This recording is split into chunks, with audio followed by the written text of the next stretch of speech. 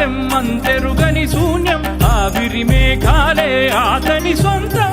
మరమరి కలవైరం కాల్చెడి అంగారం వెలుగుల వైభోగం ఆతని నయనం ప్రాణరుడ వంశమూల తరువును పుడమిగ నిలుపుటె తన గుణం వేల సుమగంధమూల గాలి అలల